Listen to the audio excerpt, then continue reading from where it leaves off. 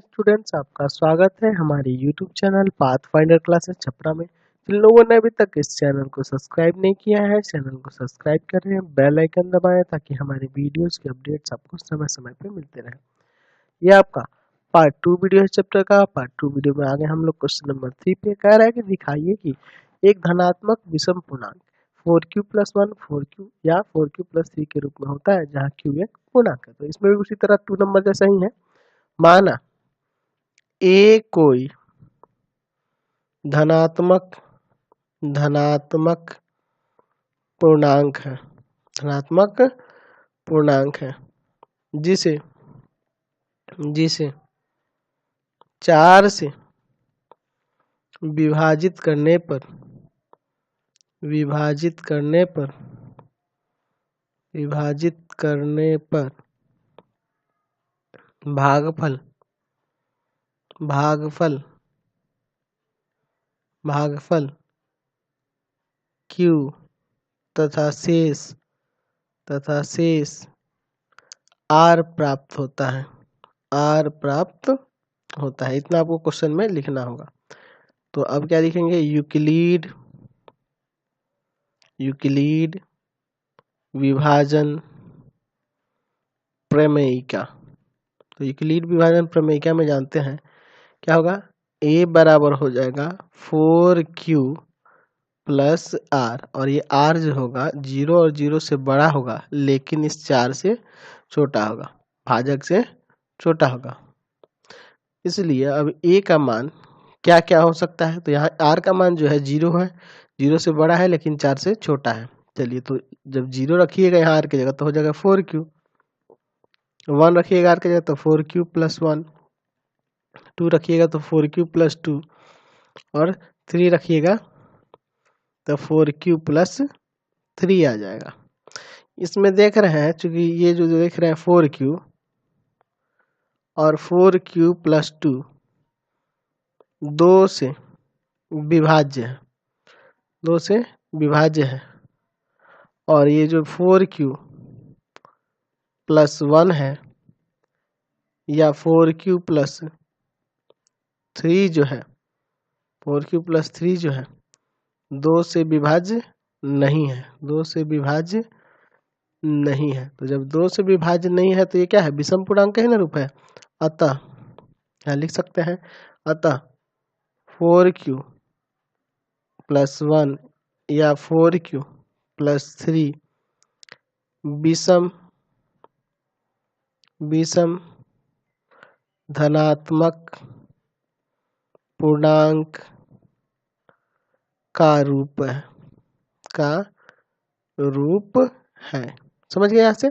चलिए next question देखते हैं। क्वेश्चन नंबर 4 में कह रहा है कि दो पात्रों 250 लीटर और 450 लीटर का दूध है। ठीक है, दो पात्रों में कितना लीटर दूध है? एक में 250 और एक में 425 लीटर दूध है। पात्र की महत्तम धारिता क्या है? महत्तम धारिता निकालनी है। जब भी महत्तम धारिता की बात है आपको HCF निकालना होगा, ध्यान रखेंगे। जो दोनों पात्रों दूध को पूर्ण रूप से माप सकती है, ये निकालना, ये करना है। तो आपको HCF निकालना है, समझ गए? जब भी महत्तम बात करेगा आपको HCF ही निकालना होगा। तो चलिए 425 है बड़ा 250 से।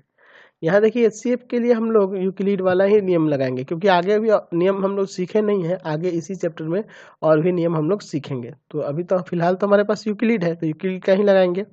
चलिए, तो यहाँ a बराबर आपका हो जाएगा 425 और b बराबर हो जाएगा 250। अब यहाँ लिखेंगे यूक्लिड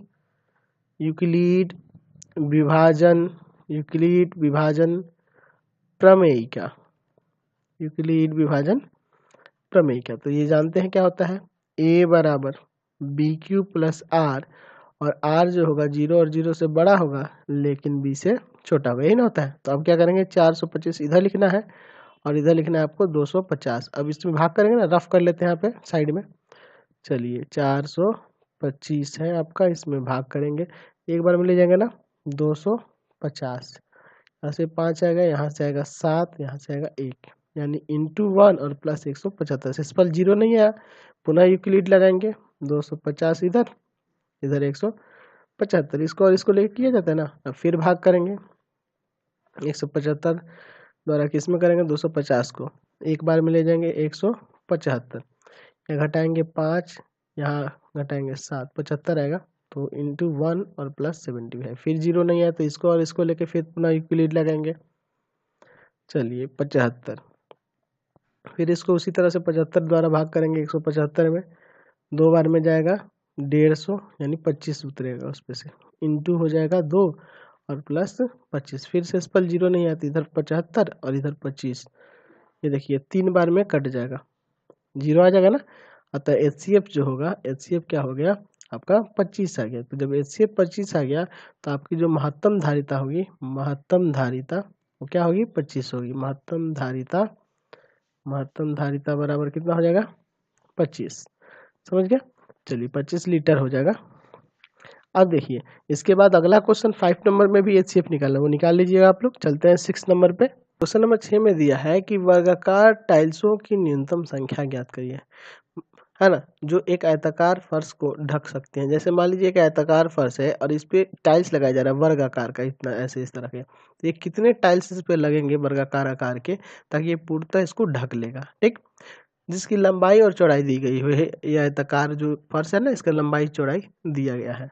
तो अगर हम लोग इसका और इसका HCF निकालेंगे ना, तो HCF से आपको इस वर्ग की भुजा पता चल जाएगी, जो इसमें वर्गाकार टाइल्स का प्रयोग कर रहे हैं ना, उसकी भुजा पता चल जाएगी। तो सबसे पहले आपको HCF निकालना होगा। तो चलिए पहले यहाँ लिखते हैं आयताकार क्या है, तो फर्श की लंबाई देखते हैं। तो लंबाई दिया है क्वेश्चन में 16 मीटर और 58 सेंटीमीटर, यानी ये अगर सेंटीमीटर में कन्वर्ट करेंगे तो 1658 सेंटीमीटर। और आयताकार फर्श की चौड़ाई की बात करेंगे,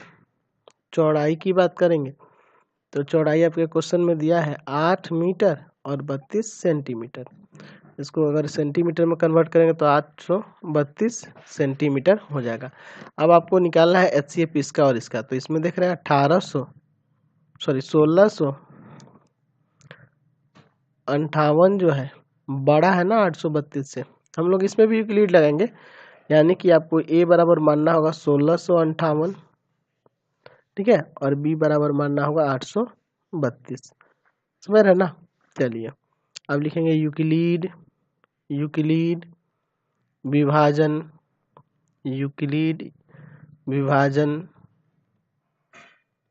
प्रमेयिका, ठीक है। तो यूक्लिड विभाजन प्रमेयिका आप जानते हैं A बराबर BQ प्लस R, और R जो होगा 0 और 0 से बड़ा होगा लेकिन B से छोटा होगा। चलिए अब इसका HCF निकालते हैं। यह है आपका 1658 बराबर 832, अब भाग करेंगे ना यहाँ, चलिए रफ में करते हैं। 832 से 1658 में एक बार में ले जाना होगा 832, यहाँ घटेगा 6, यहाँ 2 और यहाँ 8, यानी गुना में आएगा 1 और प्लस आ जाएगा 826, जीरो नहीं है शेषफल, तो इसको और इसको फिर पुनः लेना होगा 832 और 826, तो 826 द्वारा भाग करेंगे किस में, तो 832 में, एक बार में ले जाएंगे 826, यहाँ से घटाइए 6 आएगा। चलिए तो इंटू में 1 और प्लस 6, समझ गया। चलिए फिर अभी ले जाएंगे 826 इधर और इधर रखेंगे 6, फिर इस 6 द्वारा इसमें भाग करेंगे ना 826 में, एक बार में 6, 2 उतरेगा 2, 3 बार में 18, 4 आएगा 6, अब कितना बार में ले जाइएगा आप, तो ले जाइएगा इसको 7 बार में 42, तो 42, तो नीचे क्या आएगा आपका, तो नीचे आ जाएगा आपका, एक मिनट, चलिए नीचे आ जाएगा आपका 4, तो इंटू में होगा 137 और प्लस में हो जाएगा 4, फिर अब फिर पुनः 6 को इधर लिखना होगा और 4 को इधर लिखना होगा, फिर वैसे ही लीजिएगा 4 एकम 4, 2 बच जाएगा। चलिए फिर इधर 4 लेंगे और इधर 2 लेंगे, 4 2 दूना 4, यानी आ गया, यानी HCF यहाँ से आ गया 2। तो जब HCF 2 आ गया तो ये जो 2 है यही होगी वर्ग की भुजा। तो वर्ग की भुजा जो हुई, यानी वर्गाकार जो टाइल्स है उसकी भुजा हुई 2 सेंटीमीटर। समझ गए। अब जब आपको टाइल्सों की संख्या निकालनी है, वर्गाकार टाइल्सों की संख्या निकालनी है, तो जब टाइल्सों की संख्या निकालनी है तो आप टोटल क्षेत्रफल में से एक टाइल्स के क्षेत्रफल से भाग कर देंगे तो नहीं आ जाएगा, निकल जाएगा। चलिए निकालते हैं।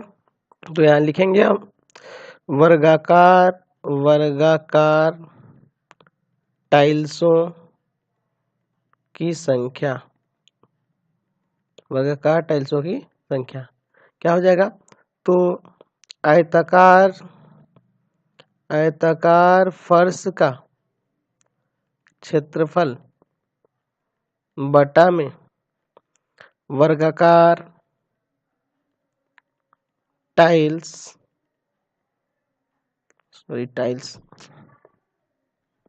वर्गाकार टाइल्स का क्षेत्रफल। ठीक है, तो ये एक टाइल्स का है और नीचे तो आयत का क्या होगा, लंबाई गुने चौड़ाई, यानी 1658 गुना 832 और नीचे आ जाएगा वर्ग का क्षेत्रफल क्या होता है, भुजा गुना भुजा ना, यानी भुजा का स्क्वायर। चलिए 2 से इसको काटिए, 4 1 6, चलिए 2 से फिर इसी को काट देते हैं, ये आ जाएगा 208। अब 208 में 1658 से जब गुना कर दीजिएगा आ जाएगा 344864, ये हो जाएगी टाइल्सों की संख्या। चलिए अब हम बात करते हैं अंक गणित की आधारभूत प्रमेय के बारे में, यानी फंडामेंटल थ्योरम ऑफ अर्थमेटिक क्या होता है। ठीक, प्रत्येक भाज्य संख्या को, प्रत्येक भाज्य संख्या, तो चलिए हम एक भाज्य संख्या यहाँ लिख देते हैं, जैसे 720 एक भाज्य संख्या है। ठीक है, ये भाग लग जाएगा ना किस अपने आप से और खुद से भी, है ना, अपने आप से भी भाग कर सकते हैं इसमें, और एक से भी लग सकता है और किसी अन्य संख्या से भी लग सकती है, जैसे 2 से लग सकता है ये, ठीक है, 3 से भी लग सकता है, तो ये भाज्य संख्या हो गई। तो प्रत्येक भाज्य संख्या को अभाज्य संख्याओं के धनात्मक घातों के एक गुणनफल के रूप में व्यक्त किया जा सकता है। चलिए इस स्टेटमेंट को पहले समझते हैं। चलिए अगर इसका अभाज्य संख्याओं के गुणनफल में अगर व्यक्त किया जाए तो किस तरह से किया जाता है उसको देखते हैं, यानी कि अब इसका प्राइम फैक्टर करके देखते हैं, जो अभी करने जा रहे हैं इसको अभाज्य गुणनखंड कहा जाता है। चलिए 2 से काटते हैं 360, 2 से काटते हैं 180, 2 से 90, 2 से 45, फिर 3 से जाएगा ना, 3 से ले जाएंगे तो 15, फिर 3 से ले जाएंगे तो 5, यानी कि 720 इक्वल टू आ गया 2 into 2 into 2 into 2 into 3 into 3 into 5, ये निकला ना। तो वही कह रहा है कि प्रत्येक भाज्य संख्या को अभाज्य संख्याओं, ये सब 2 3 और 5 अभाज्य संख्या है ना, कि धनात्मक घातों, अब ये धनात्मक घात कहने का मतलब क्या है, जैसे इसको देखिए करिएगा तो ये 2 का पावर 4 हो जाएगा, 3 का स्क्वायर इंटू 5, देखिए सबका पावर है ना कुछ धनात्मक घात के रूप में, कि एक गुणनखंड के रूप में, है ना, गुणनफल के रूप में व्यक्त किया जा सकता है। तो देखिए एक गुणनफल के रूप में ये व्यक्त किया गया कि नहीं, तो वही कह रहा है कि प्रत्येक भाज्य संख्या को अभाज्य संख्याओं के धनात्मक घातों के एक गुणनफल के रूप में व्यक्त किया जा सकता है, तथा यह गुणनखंड अभाज्य गुणनखंडों के आने वाले क्रम को छोड़कर, यानी कि जैसे ये 2 2 2 2 चल रहा है, इसको छोड़कर, यानी कि इसको देखिए क्रम को छोड़कर अद्वितीय होता है। अद्वितीय कहने का मतलब यहाँ 2 हुआ है, तो अगर इस क्रम में 2 चल रहा है तो आगे चल के इसके बाद जब 3 स्टार्ट हो गया तो फिर आपका 2 नहीं आएगा, ये अद्वितीय रूप से होगा। ठीक है, समझ गया। तो ये जो विधि देख रहे हैं, ये निकालने की, ये जो गुणनखंड निकालने की जो विधि देख रहे हैं, ये गुणनफल के रूप में जो व्यक्त कर रहे हैं, इसको कहते हैं अभाज्य गुणनखंड, अभाज्य गुणनखंड। ठीक है, इसको अभाज्य गुणनखंड कहा जाता है। चलिए अब देखिए एक गुणनखंड वृक्ष होता है, उसके बारे में भी देख लेते हैं। गुणनखंड वृक्ष किस तरह से निकाला जाता है उसको देख लेते हैं। चलिए उसको कहते हैं गुणनखंड वृक्ष,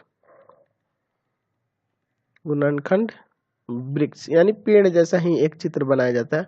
चलिए उसको समझते हैं। तो चलिए एक उदाहरण से देखते हैं गुणनखंड वृक्ष के बारे में। जैसे मान लीजिए आपके पास 720 था, उसी को लेकर चलते हैं। सबसे पहले देखेंगे जैसे ये किससे कटने वाला है, किस अभाज्य संख्या से, तो सबसे पहले 2 से कट रहा है, 2 यहाँ लिखेंगे और कट के जो आएगा उसको यहाँ लिखेंगे, यानी 360।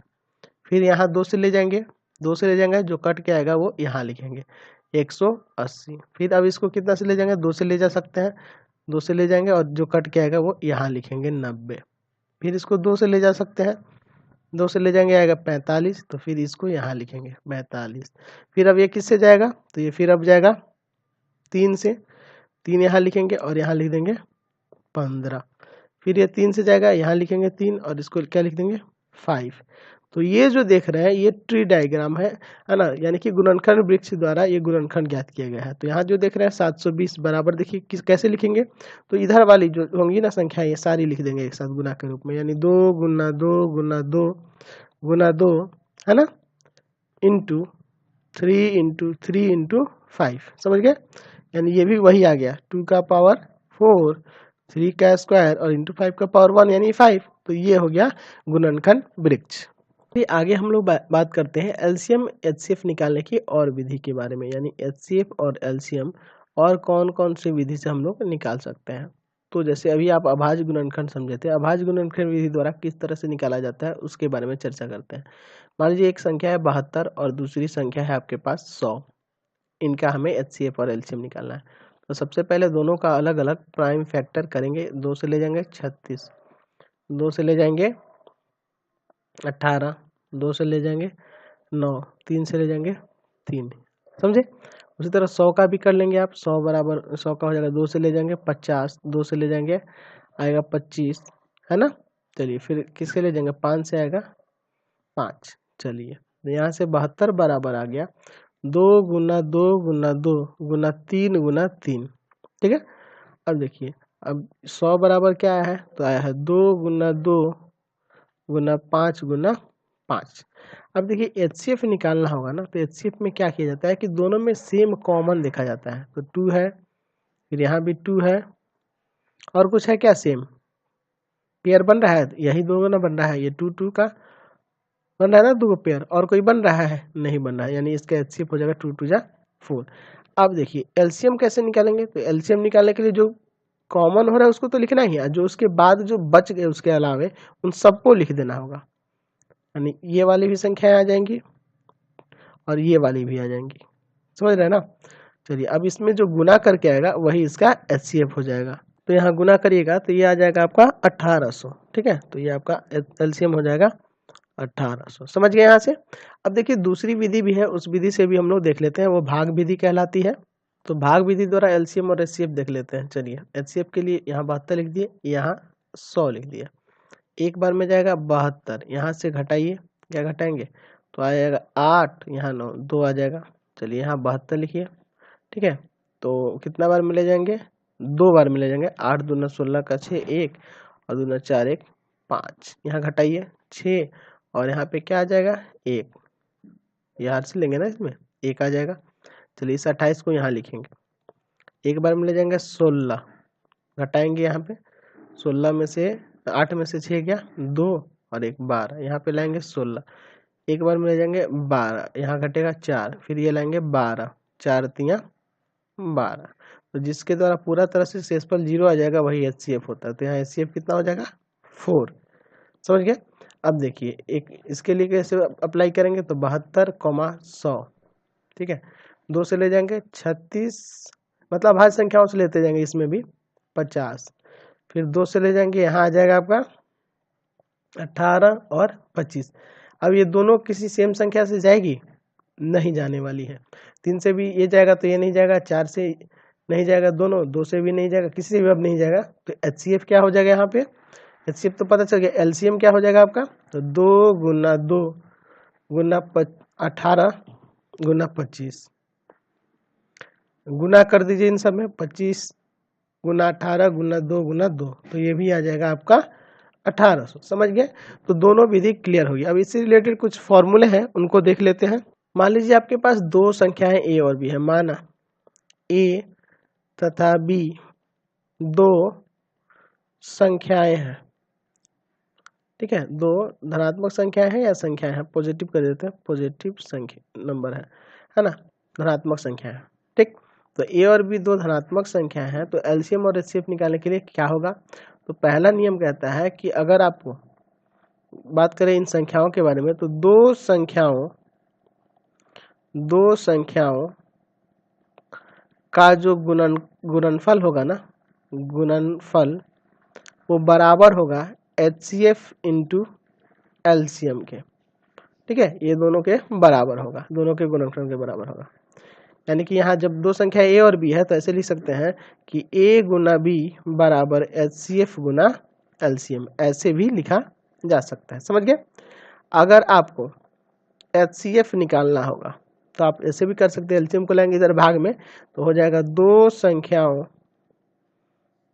संख्याओं का गुणनफल बटा में HCF वहाँ है तो यहाँ हो जाएगा LCM। और उसी तरह अगर तीसरा आपको LCM निकालना होगा तो उल्टा हो जाएगा, HCF यहाँ आ जाएगा और LCM यहाँ आ गया है तो हो जाएगा दो संख्याओं का गुणनफल बटा में आपका हो जाएगा HCF। तो ये फॉर्मूले हैं जिनका यूज हम लोग एक्सरसाइज में करेंगे। चलिए अब हम लोग एक्सरसाइज 1.2 में चलते हैं। कह रहा है कि निम्नलिखित संख्याओं को अभाज्य गुणनखंडों के गुणनफल के रूप में व्यक्त करना है। चलिए तो बहुत ही सिंपल है, जैसे आपको बता चुके हैं। यहाँ दिया 4 3 2 0। आपको क्या करना है, इसका अभाज्य गुणनखंड करना है तो 2 से ले जाएंगे यहाँ 2 बार में, फिर 1 आएगा, फिर 6 आ जाएगा, फिर 0, फिर 2 से ले जाएंगे आएगा 1 0 8 0, फिर 2 से ले जाएंगे आएगा 5 4 0, फिर आपकी बार फिर 2 से जाएगा तो 2 से ले जाइएगा तो आ जाएगा 2 7 0, फिर 2 से ले जाएंगे तो ये जाएगा 1 आ जाएगा 3 और 5 135 आएगा। चलिए अब इसके बाद क्या करेंगे, तो इसके बाद फिर आप ले जाएंगे कितना से, 5 3 8 9, 3 से चल जाएगा, 3 चौका 12 और 3 पंजे 15, फिर 3 से जाएगा तो 3 से ले जाएगा तो कितना बार में जाएगा, 15 बार में जाएगा, ठीक है। फिर 3 से जाएगा तो कितना बार में जाएगा, 5 बार में, यानी 4 3 2 0 बराबर आ गया 2 इंटू 2 इंटू 2 इंटू 2, कितना बार है, 3 2 5 बार, 4 5, 3 भी है 3 बार है 3, और 5 भी है 1 बार, यानी आ गया 2 का पावर 5 इंटू 3 का पावर आ गया 3 और इंटू आ गया 5। समझ गए?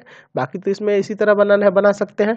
क्वेश्चन नंबर 2 में कह रहा है कि 23,750 में 5 का अधिकतम घात बताइए। तो इसका भी वही अभाज्य गुणनखंड करिए, 2 3 7 5 0, 2 से ले जाएंगे, 2 एकम 2, 2 एकम 2, 2 आठे 16, 2 सते 14 और 2 पंजे 10।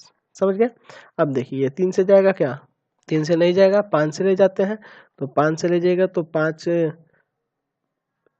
दूना 10 और 5 तिया 15, 3 बचेगा, 5 सते 35, 35 2 बचेगा, 50 25, 5 से फिर ले जाइएगा तो 5 से ले जाइएगा तो पंचों का 20, 20 3 बचेगा, 5 सते 35 और 50 25, फिर 5 से ले जाएंगे 5 9 45 और 50 25, फिर 5 से ले जाएंगे 19 बार में चल जाएगा। समझ गए? चलिए यानी कि 2 3 7 5 0 बराबर आया है 2 इंटू 5 का पावर कितना हो जाएगा 4 और इंटू 19। तो यही पूछ रहा है 5 का अधिकतम घात, इसमें 5 का अधिकतम घात कौन सा है, तो अधिकतम घात की बात करेंगे तो अधिकतम घात इसमें क्या है, 4 है ना, ये वाला हाईएस्ट पावर। क्वेश्चन नंबर 4 देखिए, कह रहा है कि 6370 बराबर 2 का पावर m, 5 का पावर n, 7 का पावर k और 13 का पावर p है। तो m n k p का सम जो है हमें उसका मान निकालना है। तो चलिए इसका कुछ नहीं, सबसे पहले वही अभाज्य गुणनखंड करिए, 6370 आप 2 से ले जाइएगा 3 बार में, यहाँ पे 1 बार में, 8 बार में और 5 बार में।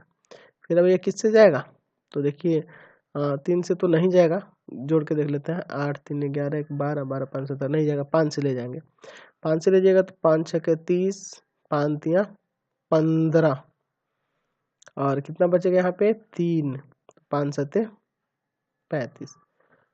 अब क्या ये 5 से जाएगा, नहीं जाएगा ये 5 से, तो 7 से ले जाइए, 7 से ले जाइएगा तो 7 से ले जाइएगा तो 7 एकम नहीं सॉरी 7 और 63 और 7 एकम 7, फिर 7 से ले जाएंगे तो 13 बार में कट जाएगा, यानी आ जाएगा 6 3 7 0 बराबर 2 गुना 5 गुना 7 का पावर 2 गुना 13। अच्छा, इसके घात जो है, इसका घात 1 है, इसका भी घात 1 है, इसका भी घात क्या है 1 है। तो आपके क्वेश्चन में दिया है जैसे कि 6370 बराबर 2 का पावर m, 5 का पावर n, 7 का पावर k और इंटू में फिर 13 का पावर p। तो यहाँ से आपको पता चल गया हमें सम निकालना है m plus n plus k plus p के बारे में। तो m का मान है यहाँ पे 1, इसका पावर 1 है, इसका पावर भी 1, इसका पावर 2 है और इसका पावर 1 है। तो 1 2 2 4 1 5 हो जाएगा। समझ गए यहाँ से। क्वेश्चन नंबर 5 में कह रहा है कि निम्नलिखित में से कौन सा युग्म सह अभाज्य है, यानी कि ऐसे दो युग्म होने चाहिए जिसका HCF 1 हो जाए। तो पहला नंबर तो नहीं होगा, क्यों नहीं होगा, इनका अगर HCF निकालिएगा तो आप निकालिएगा, आपको बता दे रहे हैं, ये आएगा 2 आएगा, तो ये नहीं होगा। तीसरा भी नहीं होगा, सिर्फ दूसरा होगा, दूसरा हो जाएगा ये आपका 18 और 25 जो है सह अभाज्य होगा, ठीक है, क्योंकि इनका HCF जो होगा 18 और 25 का जो HCF होगा वह HCF आएगा 1, इसका HCF 3 आ जाएगा, तो सिर्फ 2 नंबर होगा, बाकी नहीं होगा।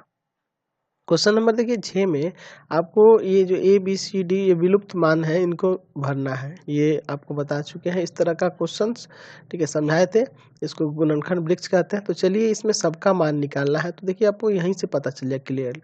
यहाँ देखिए इस क्वेश्चन में जो है अगर हम y के जगह पे 5 रखते हैं तो ये 5 में 7 से गुणा करेगा तभी ये 35 आएगा। तो यहाँ से y का मान क्या हो जाएगा 5 हो जाएगा। तो चलिए इसको एक बॉक्स पहले ये कंप्लीट कर लेते हैं, जहाँ मान नहीं दिए हैं वहाँ खाली छोड़ देते हैं, ठीक है, और बाकी जो मान दिए गए हैं उनको भर लेते हैं, ठीक। चलिए यहाँ 630 भर लीजिए, यहाँ भर लीजिए 2, यहाँ तो खाली देंगे क्योंकि इसको इनवैलिड है, यहाँ भी खाली छोड़ देंगे, यहाँ है आपका खाली, डी है तो खाली छोड़ दिए। फिर देखिए यहाँ पे आपका क्या है 105 है, फिर यहाँ पे खाली छोड़ेंगे, फिर यहाँ पे 35 है, और फिर यहाँ पे y है तो y को खाली छोड़ देंगे, यहाँ रखेंगे 7। तो चलिए इस जगह पे कितना भरेंगे, तो अगर यहाँ पे 5 भरेंगे तभी ना 5 7 35 हो जाएगा, यानी यहाँ y का मान लिख सकते हैं आप 5। आगे बढ़ते हैं। अब देखिए अगले स्टेप में आपको यहाँ लाना, यहाँ क्या रखना है x की जगह, तो x का मान क्या हो जाएगा, तो ऐसा काम करिए आप इसमें से भाग कर दीजिए, तो ये 3 आएगा ना, x का मान आ जाएगा 3, ताकि 3 में इससे गुना करिएगा, यानी यहाँ होगा 3 में अगर इससे गुना कर दीजिएगा तो 5 3 15 5 1 3 3 9 1 10 ये आ जाएगा ना, तो इसीलिए यहाँ पे ये भरेंगे। समझ में आया। अब देखिए अगला हम लोग बात करते हैं यहाँ की। सबसे पहले यहाँ देखते हैं यहाँ क्या होगा, तो इस 2 में इससे अगर भाग करिएगा तो यहाँ का पता चल जाएगा, यानी 2 से भाग करिएगा तो ये आ जाएगा कितना आ जाएगा, 2 से भाग करते हैं ये हो जाएगा 3 3 1 5 315, यानी कि यहाँ जो मान होगा 315 होगा, यानी ये सी वाला प्लेस है ना। चलिए सी बराबर हो गया 315। चलिए अब यहाँ पे क्या होगा, तो यहाँ पे आपको देखना होगा कि इसमें से भाग करने पे, तो इसमें से भाग करिएगा तो आएगा 3, समझ रहे ना, क्योंकि इन दोनों के गुना के बराबर ये होता है ना, इसी से ना ये टूट कर आया है, 2 पार्ट में बटा है, तो इसमें से भाग कर दीजिए। अगर ये नहीं दिया है तो इसमें से भाग करिए, ये दिया है ये नहीं दिया तो इसमें से भाग कर दिए। अगर ये दोनों दिया है और ये नहीं दिया है तो इन दोनों के गुना के बराबर वो होगा, समझ रहे हैं ना। तो यानी यहाँ वाला वैल्यू, यानी कि ये डी का जो वैल्यू आ गया, वो आ गया 3। चलिए ऊपर देखते हैं यहाँ पे, तो सिंपल, जब ये नहीं दिया तो इसमें से भाग करेंगे, तो इसमें से भाग करेंगे तो आएगा 2।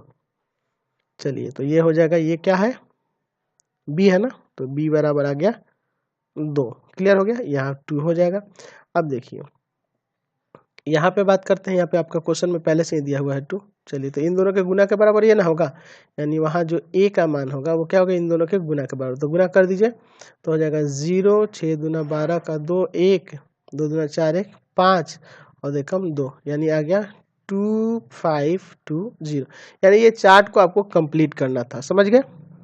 इसका सेकंड भी उसी तरह का है, आपको ये भी इनवैलिड जो है, तो इसी का एक कॉपी कर लिए हैं और जहाँ जहाँ जो वैल्यू नहीं दी हुई है उनको इनवैलिड कर दिए हैं, खाली कर दिए हैं।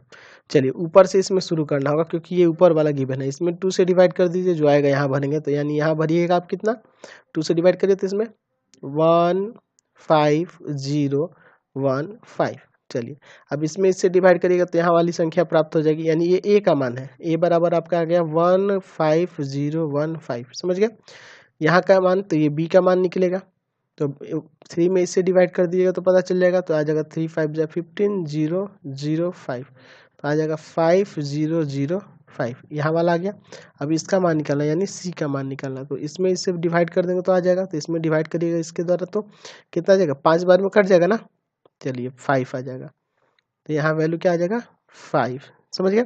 उस तरह चलिए अब इसके बाद यहाँ वैल्यू रखना डी, तो इसमें इससे भाग करिए तो डी बराबर आ जाएगा आपका, भाग करिएगा 7 के द्वारा इसमें, तो 7 एकम 7 यहाँ पे आएगा, 7 एकम 7, यहाँ बचेगा आपका कितना 3, फिर 7 दूना 14, सॉरी